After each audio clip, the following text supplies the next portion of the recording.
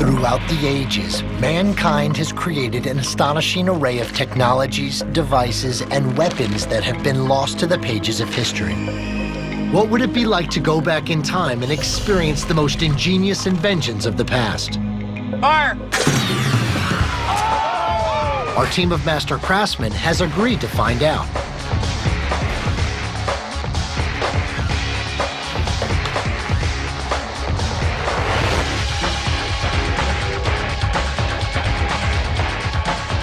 Together, for the first time in history, we've asked the guys at the Scare Factory to bring back to life the most creative, inspired, and deadly inventions of all time. The goal is simple: to relive the past by exploring, experiencing, and surviving history. Just outside of Columbus, Ohio, the team at the Scare Factory is preparing for another journey into the world of experimental archaeology. In experimental archaeology, you recreate firsthand with your own hands the devices, the tools that those ancient cultures would have used. That was better. We're taking these elements from history, recreating them, using them, and getting feedback on what that would be like. Bam, living history. That's perfect. Chad and the team are ready to begin a new historical experiment by reconstructing a 17th century English punishment device known as the lyre rack. My big project this week was the liar's rack. It was a pretty big project. DJ helped me out doing the steel frame for it. The lyre rack is a 5-sided spindle that the victim sits on. The arms of the victim are strapped above their head, and their legs are tied with weights. Then the operator turns the spindle, beating and shredding the insides of the thighs and sensitive groin area. Historian Meg Mateer joins Brian to provide some perspective on the lyre rack. This was our first attempt of drawing how we were going to build this thing. Right. The liar's rack is a very interesting device. It seems to be not a device for execution, but probably a device for punishment, for lying, such as slander, libel, or perjury. Dave checks in with the team to find out the measurements of the lyre rack's devastating spindle. This is 11. When it's overall done, it'll be 12. Is that enough? Yeah, because if it's too big, you're right. It's just going to ride along the thighs, and it's not going to hit, I think, what was intended for it to hit. Well, it kind of spreads you out. That'll spread me out a lot. Yeah, I mean, any way you do it, it's going to suck. Yeah. I think it was meant for men, but I'm pretty sure I think it'd be just as terrible on a woman. In 1649, English law was heavily influenced by Christian Puritans, who used literal interpretations of the Bible to form public policy. Cruel devices like the lyre rack were often employed by the Puritans, who considered lying a horrible crime. While Chad and his team continue their recreation of the lyre rack, Eric, the shop's art director, and Kermit, one of the team's fabricators, begin a new historical experiment, the Branks. Designed to impede the senses of its victims and hinder speech, the Branks mask was used primarily in England and Wales during the 17th and 18th centuries to punish unruly women.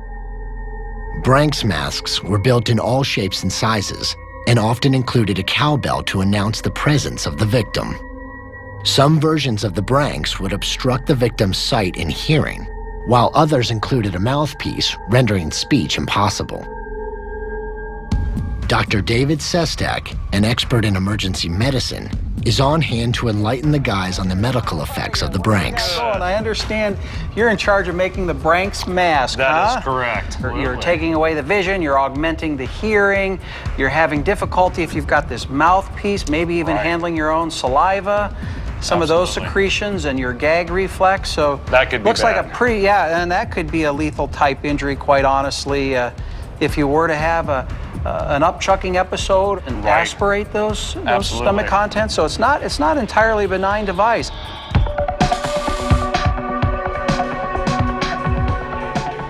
Branks masks were used to punish outspoken women. In the 17th century, the rights of English women were significantly restricted.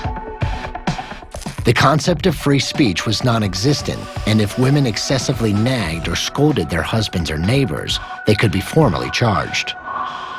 The official crime was common scold. Women would stand trial for the offense, and if found guilty, would be sentenced to wear the Branks. So Kermit's making the mask, and I'm sure he's going to put some ridiculous twist on it. I think it's going to be very effective, but it's also going to look ridiculous. We're pretty much allowed to use our creative freedom. We don't have to build it strictly by the books because there was nothing really built by the books in those days. Kermit incorporates features from several different Branks masks into his own. Kermit's version muzzles the mouth and obstructs the eyes. His gigantic ears produce an ear-splitting, clacking sound that's channeled directly to the victim's eardrum. Dave stops in to look at Kermit's interpretation of the Branks mask. What I did was I made the ears hollow, the big nose piece with the wart. Right. I designed it so that the two chains they actually come down the back side of the helmet, come up through your armpits, and they all connect into the front. There's an additional mouthpiece we get put into the person's mouth. And then by locking in here, it keeps it, you can't get it out. Right, locked here, and then the other chains come up and lock onto it also so they can't get out of it. You've been practicing this at home, haven't you? Yes, just a little bit. Women accused of scold crimes were often convicted based on the testimony of their husbands. The Branks was sometimes used to punish women accused of practicing witchcraft. Kermit's Branks looks kind of like a goblin. It's got a big, long, pointy nose. It's got big, floppy ears that are on pivots, so when somebody's moving, they're gonna go tack, tack, tack, tack, tack on the side of his head. That's loud, dude. It's really, really loud. Kermit has nearly finished the reconstruction of the Branks. Josh has agreed to wear the mask while continuing to work as floor supervisor. I basically run around like a chicken with its head cut off. I answer people's questions, and I make sure everybody's doing their job and getting everything done.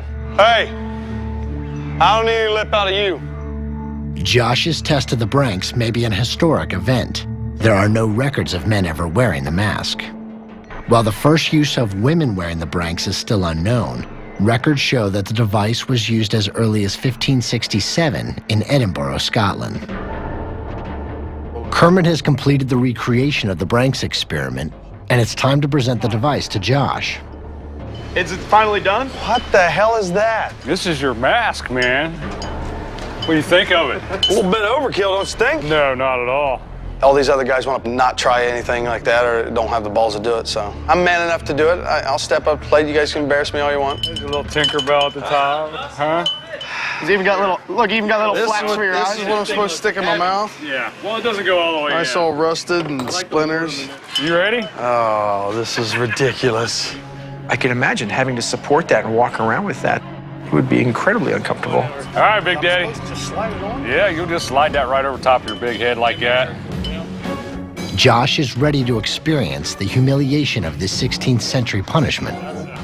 Since the device was designed exclusively for nagging women, Josh may be the first man to ever wear the Branks. This is really evil. That is really, really loud. Josh, the floor supervisor, is ready to test the Branks mask, a 16th century punishment that impedes the victim's senses of sight, hearing, and ability to speak. Put it down right. That's, yeah, there you go. He even put blinders on there for you. This is, listen. I like the way the ears move. Ow. Is that noisy? Very noisy, isn't it? It's a painful device. It's heavy, and then you got all this jagged steel hitting you in the head. It's not going to take long for Josh to be, okay, I've had enough, get me out of this thing. I don't think it's going to take half an hour. Victims subjected to the Branks mask suffered more than just sensory deprivation. Many Branks were also equipped with a long chain.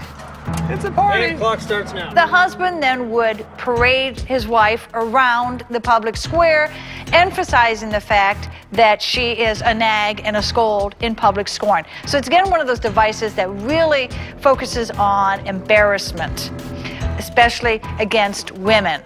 So A device, obviously, that's not used much today. Thank goodness. What? I'm so glad I did not have to do the Branks. I tried it on earlier when Kermit was messing with it.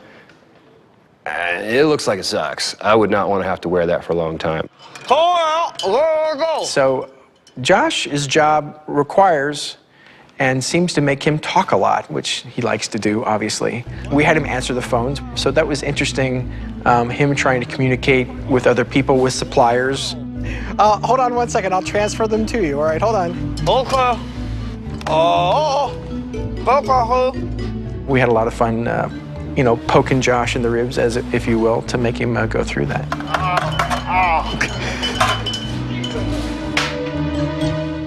While Josh continues his experiment on the Branks mask, Chad and DJ continue their reconstruction of the lyre rack.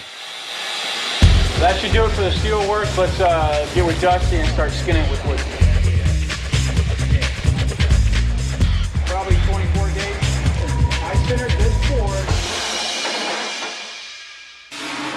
The lyre rack was used by the Puritans to punish sinners, particularly those who lied. The Bible repeatedly references lying as a sin, most notably in the Ten Commandments, which specifically states, "Thou shalt not bear false witness." In the New Testament, Jesus refers to the devil as the father of lies. Dr. Sestak meets with Chad to discuss the gruesome damage caused by the lyre rack. The point of the pentagon, when it would rotate, it spreads their thighs, and when the point comes up, it's actually supposed to hit the bottom of the groin, or that's where, you know, from what we're estimating, that's where the damage is supposed to be coming from. Sure, and not to mention that, but also the inner part of the thighs would obviously be traumatized as well.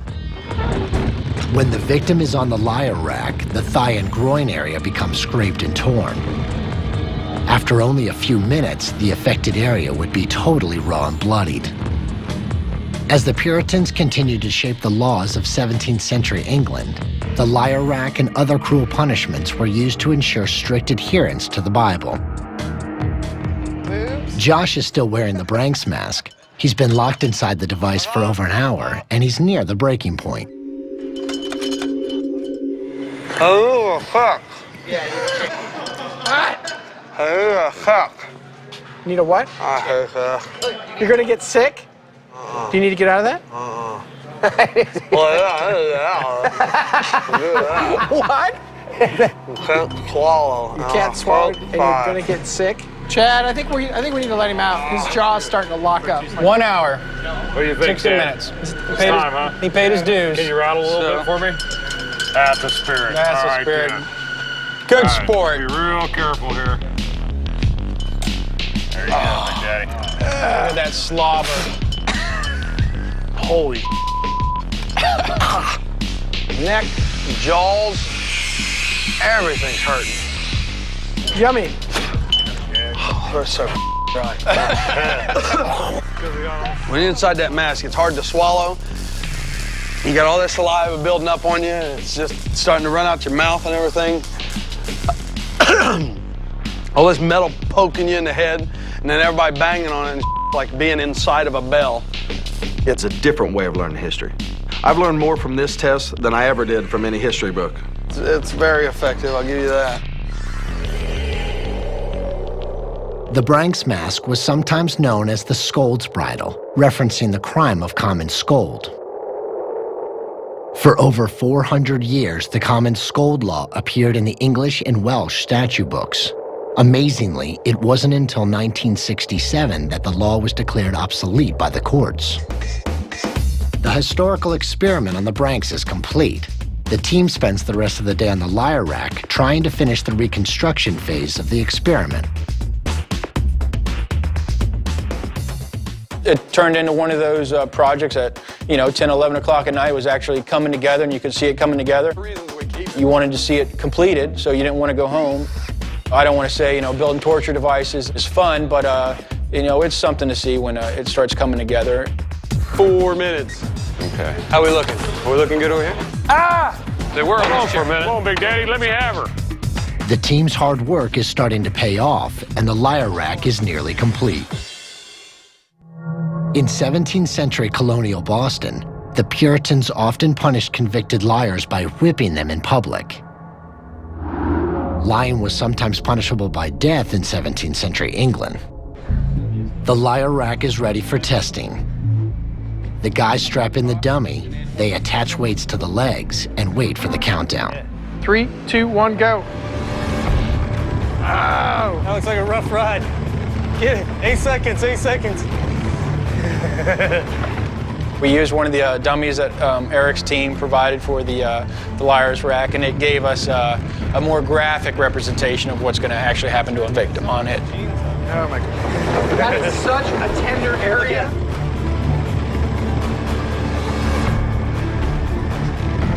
Grinding on them. Yeah. It already like wore holes in his pants. They used jean material on the dummy, and it basically ate through that in less than 30 seconds, you know, just kind of mauled through it. There's the money shot right there. The liar rack looked like it'd be pretty painful from everything on the waist down. Oh my God, that is brutal. That thing doesn't look like it would kill you or do anything like that. It would just ruin you for a good while, possibly forever. The dummy test on the liar rack is complete, and the team resets the device for the next phase of the experiment. Dusty, one of the team's carpenters, has volunteered to ride the liar rack. The safety gear that Brian handed me was a stupid beaver bottom pants thing that one of the art guys made. The art department wanted to have a little fun with Dusty, so they covered his padded safety pants with artificial fur. Brian also supplies Dusty with a protective cup. Climb aboard. Aboard. We help him up. We get him pulled in tight. We get his hands into the restraints. Everybody's ready. Now it's time for Chad to start the wheel. I thought, man, this is gonna hurt.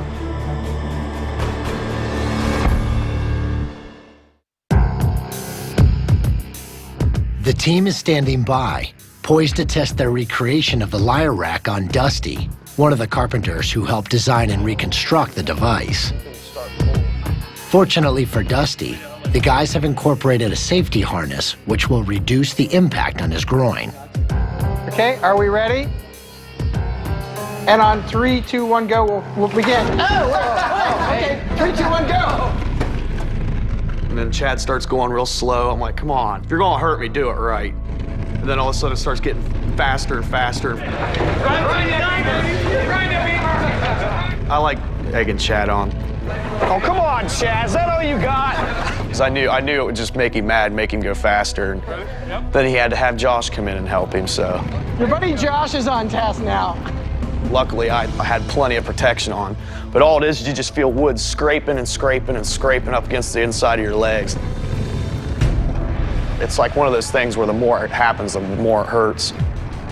If you don't have the safety gear on, this device would be extremely painful. Okay, stop.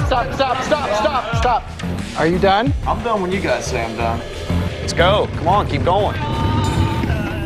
As the guys continue to ravage Dusty's undercarriage, he lifts himself away from the device, impacting the spikes on the ceiling. Fortunately, the team crafted these out of harmless soft foam. Victims of the real liar rack weren't so lucky. Looking at his face, I mean, he's really struggling. He's fighting with every bit of energy he can to stay on that thing and maintain himself as he's going through it. It definitely dishes out some damage. It actually works for, I think, what it was intended to. Coming down. Hold tight. Pinky. Whoa! When I first got down to walk it off, it was, I could tell that my legs are going to be sore for the rest of the day. You screwed up our beaver suit. All in here, it's real sore from where it was scraping. I mean, I wasn't feeling nothing up in here, but this is all just, ow. That's where the pants. But you're okay? I'm fine. Yeah, you're all sweaty. The liar rack that we built, certainly not going to cause death. Definitely some bow-legged walking for sure. Possibly a little more damage than that. Dusty held up like a champ, though. Having the chance to rebuild these inventions from history and trying them out, it's reliving history is pretty awesome. The lyre rack was a product of the strict Christian practices of the Puritans, who had a major influence on English politics from 1649 until 1660. When King Charles II restored the monarchy in 1660, many of the harsh policies of the Puritans faded away. The historical experiment on the lyre rack is complete. Brian has been researching another historical device, an ancient hunting weapon, the Atlatl. Often constructed with a stick and hook, the Atlatl was used to increase the force of a thrown spear or dart. Scholars consider the Atlatl to be one of the first tools ever invented by humans.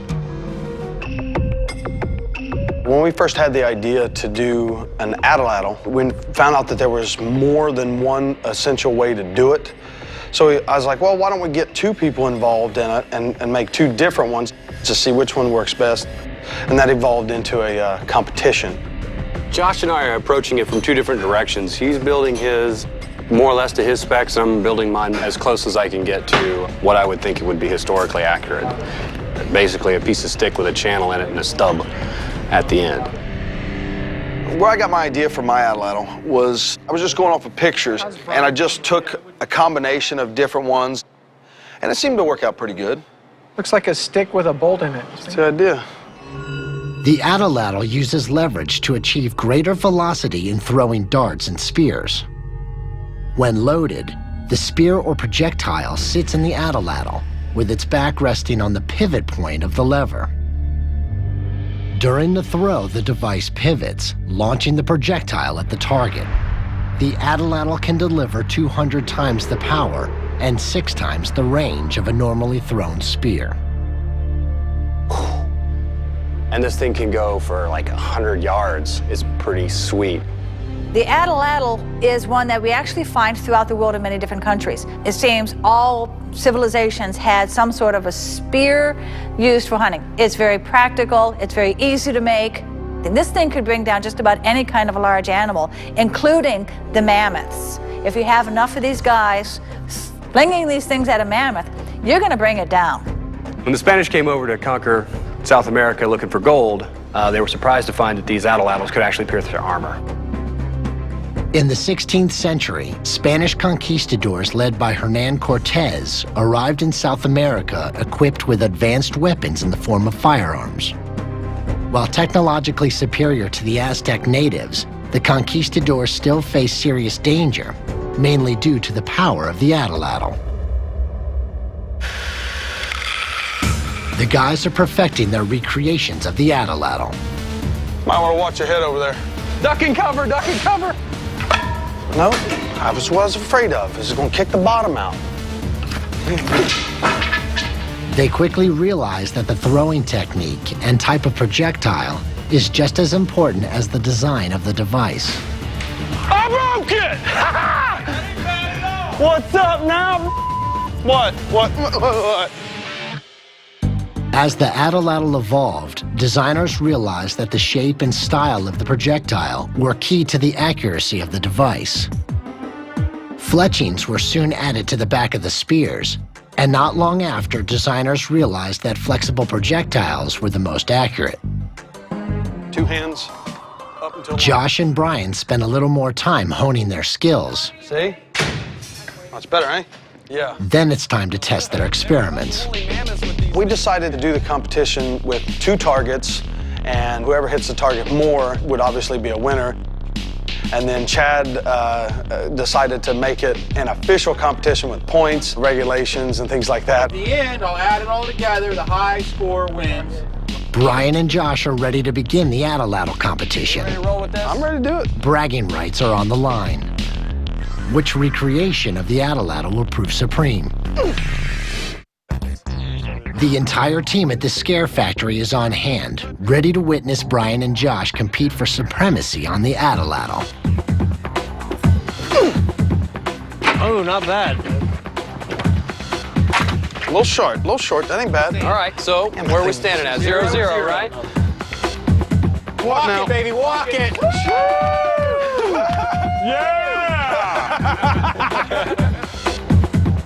Each of us had 3 spears. He would throw one, I would throw one, and back and forth. Josh and Brian's Atlatl contest is similar to some of the first ever sporting competitions. Once humans were able to build stores of food, they could spend free time on recreational activities. Competitions testing hunting skills and other forms of athleticism soon followed. Here we go. Here's my last shot. Oh, crap. He hit it. That's a 1. I told you it was going to hook That's on. a -5. I told you it was going to hook on. -0, Josh. Oh, man. He was able to hit the target, or at least knock into it more than I was. So they gave him more points for that, and he won.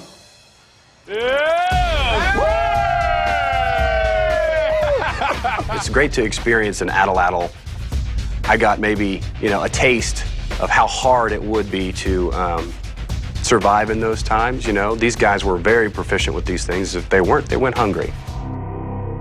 After the invention of the bow and arrow around 1000 BC, use of the Atlatl became scarce. But in Australia, Aboriginal tribes are still using the Atlatl for hunting. And in Alaska, native tribes have their own version of the Atlatl, called the Nukak, or Husik. The experiment on the Atlatl is complete. The next morning, the team begins to recreate one of history's most gruesome execution devices, the Brazen Bull. Designed by Perillus, a brass founder of ancient Greece, the Brazen Bull was designed as a new form of execution.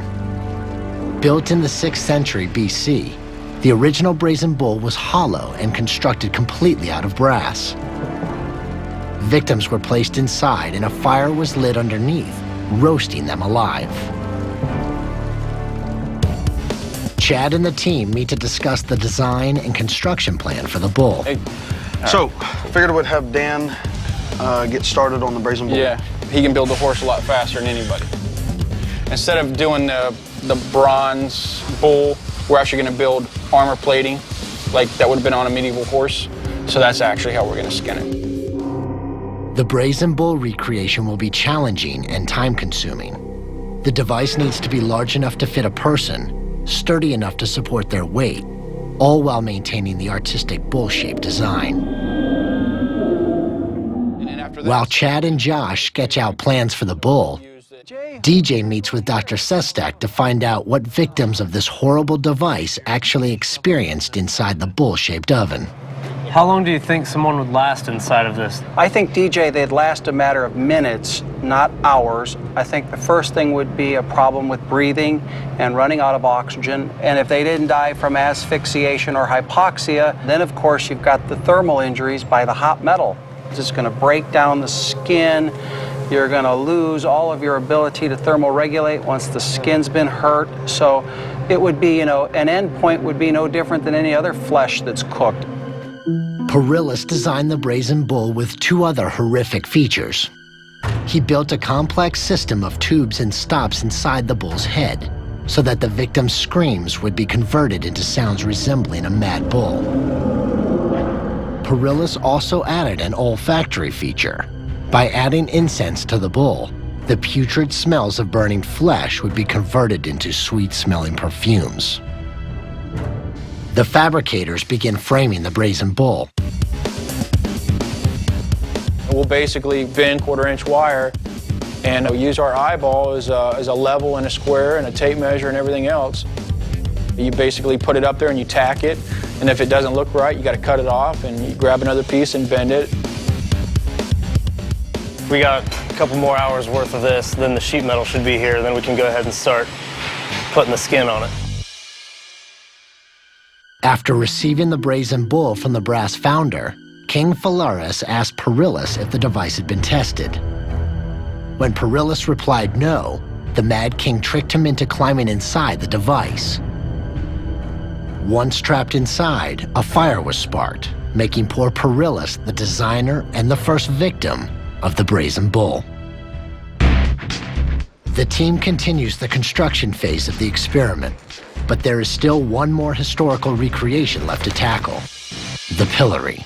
One of history's most famous and humiliating devices, The pillory confined the victim's head and hands inside a set of stocks. These stocks were mounted on a large stage, usually located in a public place. The pillory is obviously a popular device because it was simple to construct, simple to maintain, simple to use, and readily visible as an implement of deterrence. The Puritans' restrictive policies deeply influenced the work of author Nathaniel Hawthorne.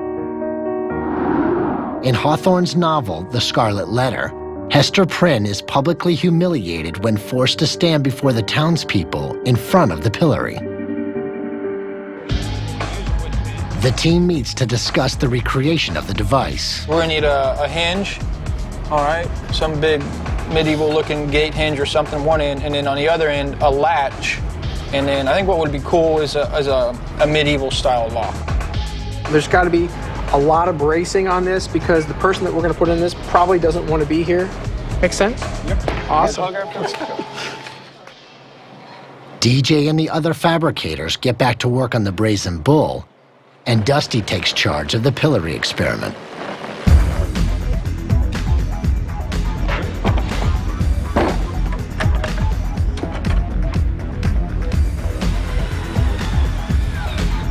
Scrawny little hands would probably fit through that hole because mine can, so we just put a kind of shim it.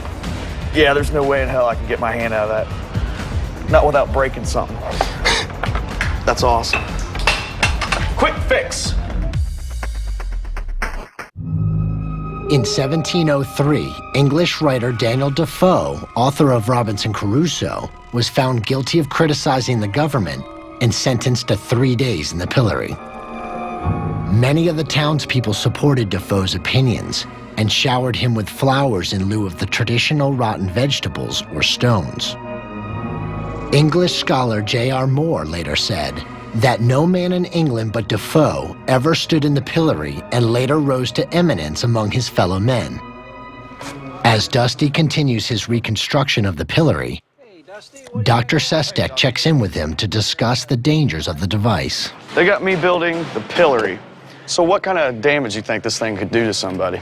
See, I don't think this device would be lethal in and of itself. If you were struck with a rock or a heavy piece of metal or something like that, it could be a lethal device.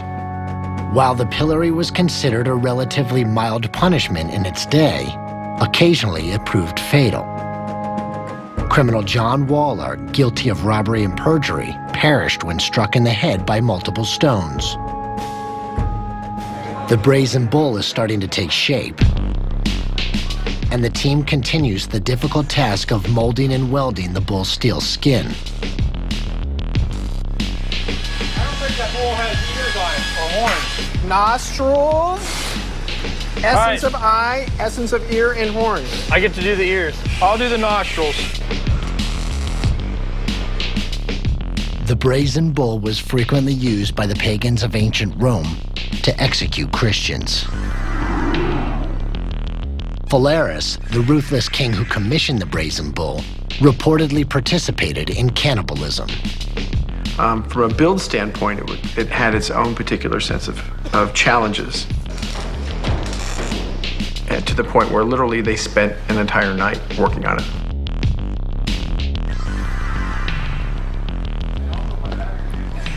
I am exhausted. We've been working on this bull for an extremely long time. This is by far the longest time-consuming thing that we've had to do so far. We don't even know if we're going to get it to work properly.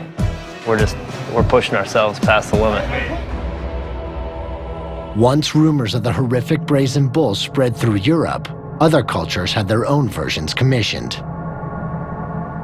Texts suggest that the Greek city-states of Rhodes, Gela, and Crete all roasted criminals alive in their very own Brazen Bulls.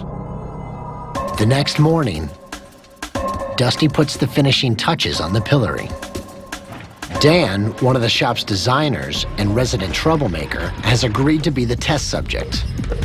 We're gonna put Dan the Bastard in this because his name says it all. He is a bastard. So this is probably gonna be the best device to put him in. Dan really messes with people.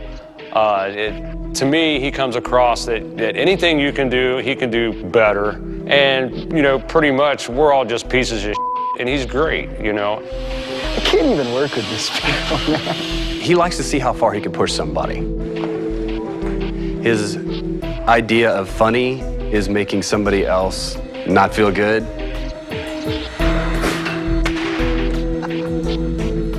As far as putting Dan in this, I don't think it'll shut him up for good, but it'll at least give us all some satisfaction.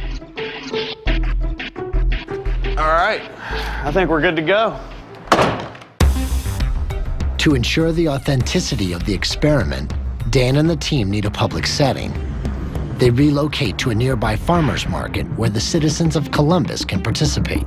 Wait, I thought you guys were drawing me. Before they locked me in the pillory, it was kind of funny. We were all laughing. Yeah, then they put me in it. It wasn't funny anymore. Me and Dan have been friends for so long. I know a lot of stuff that he's done, so I wrote a big list of, like, you know, some of the things he probably should be punished for. Decripplement of a band leader. Stealing soybeans from an English boy. Very wrong, very naughty. The illicit ticklement of sick children. For these crimes you shall be punished. The pillory experiment would be incomplete without the addition of rotten tomatoes. Give them all a little pre-squish. Yeah, soften them babies up. Like this? Dan is in position, ready to experience firsthand the humiliation of the pillory.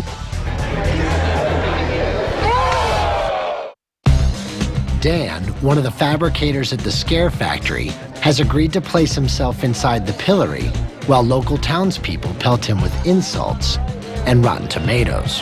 When I saw that I was going to be put in the pillory, I didn't get real anxious about the whole experience until I got hit with the first tomato. And it quickly went downhill from that point on. Payback's a We embarrassed him in front of all these people. You know, like, this is the town he lives in. Columbus is a small town, and he was humiliated in front of all these people. I thought it was going to be really, really painful. And after about 10 minutes, I couldn't really feel my head anymore. And it wasn't just us throwing stuff at him. We started pulling people off the streets. Wait, I don't even know you people. Ladies were coming up just pelting him with tomatoes. I think the lasting thing that I would walk away with was how easily the crowd was willing to pick something up, a tomato, and throw it at a total stranger. That to me is very interesting. That says a little bit about human nature and the mob mentality. By the mid-19th century, most countries had abolished use of the pillory. In England, an Act of Parliament was issued in 1837, ending all legal use of the device. But in the US, the pillory was used in the state of Delaware through the year 1904. It's pretty humiliating. I completely understand why they would use this as a form of torture or punishment for people in the past. The historical experiment on the pillory is complete. Back at the shop, the rest of the team finishes the reconstruction of the Brazen bull. It's very time-consuming, it's noisy, it's loud. But, 30 hours later, we ended up with it finished, and we actually, had horns and eyes, and that all came from the welders. Basically, it was an entire steel project. I mean, we put a lot into it. Kermit put his blood into it. Nobody put any tears into it, but there's some blood and sweat, so I'm glad it's done. The Roman Empire continued to use the Brazen bull to deter Christians from spreading their faith. In 118 AD, Saint Eustace, patron saint of Madrid, Spain, was roasted alive in the Brazen bull. Unfortunately, he was accompanied by his wife and children. We get ready to bring the Brazen bull into the testing area. You gonna ride it? I think so.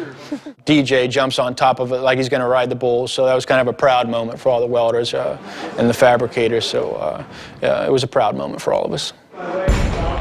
The Brazen bull is repositioned in the testing area, and the team is ready to see the device in action.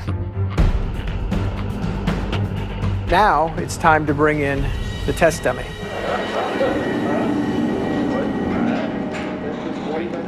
We certainly wanted to show what would have happened to a test body inside. So the art guys built a practical body that we could put in. There you go. You'd be literally fed into the side of this thing, and then we'd build the fire underneath.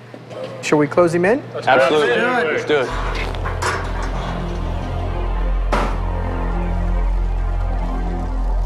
Now we're cooking.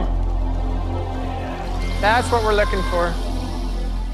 We got the fire going, and then all of a sudden you see all these flames on the inside where the body had actually caught on fire. Come on, we're burning. Hey, we're burning, baby. I think it's time. Yeah. Let's call it. All right, save it. Wait. Here we go. And we went back in there, and we had extinguished everything, put the fire out and everything else, and you could actually see this entire body just burnt to a crisp. What's cooking? Just spilling right out on the floor. The burned body smelled horrible, but I imagine anybody that you would pulled out a braising bowl would reek as well. Until you step back away from it to where your mind can't really make sense of what you're seeing until you see a burnt rib cage or, a piece of skull. And as soon as that happens, the horror hits you of what you're looking at.